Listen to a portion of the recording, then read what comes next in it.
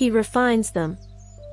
God forbid that I should glory, save in the cross of our Lord Jesus Christ, by whom the world is crucified unto me, and I unto the world. Galatians 6 verse 14. They were living to themselves. Self with its hopes, and promises and dreams, still had hold of them, but the Lord began to fulfill their prayers. They had asked for contrition, and had surrendered for it to be given them at any cost, and He sent them sorrow. They had asked for purity, and He sent them thrilling anguish. They had asked to be meek, and He had broken their hearts. They had asked to be dead to the world, and He slew all their living hopes. They had asked to be made like unto Him, and He placed them in the furnace, sitting by as a refiner and purifier of silver, until they should reflect His image.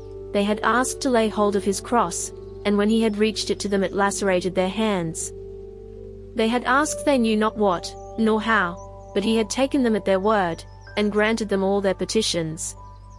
They were hardly willing to follow Him so far, or to draw so nigh to Him. They had upon them an awe and fear, as Jacob at Bethel, or Eliphaz in the night visions, or as the apostles when they thought that they had seen a spirit, and knew not that it was Jesus. They could almost pray Him to depart from them, or to hide His awfulness. They found it easier to obey than to suffer, to do than to give up, to bear the cross than to hang upon it.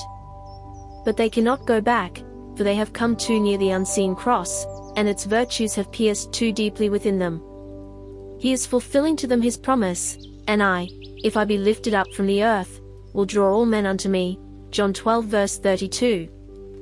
But now at last their turn has come. Before, they had only heard of the mystery, but now they feel it. He has fastened on them His look of love, as He did on Mary and Peter, and they can but choose to follow. Little by little, from time to time, by flitting gleams, the mystery of His cross shines out upon them.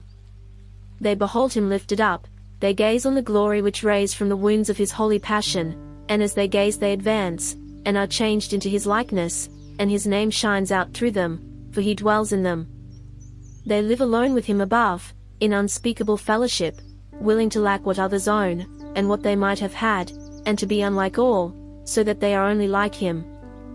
Such are they in all ages, who follow the Lamb whithersoever He goeth. Had they chosen for themselves, or their friends chosen for them, they would have chosen otherwise. They would have been brighter here, but less glorious in His kingdom. They would have had Lot's portion, not Abraham's. If they had halted anywhere, if God had taken off His hand and let them stray back, what would they not have lost?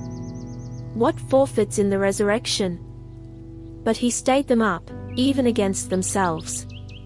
Many a time their foot had well nigh slipped, but He in mercy held them up. Now, even in this life, they know that all He did was done well.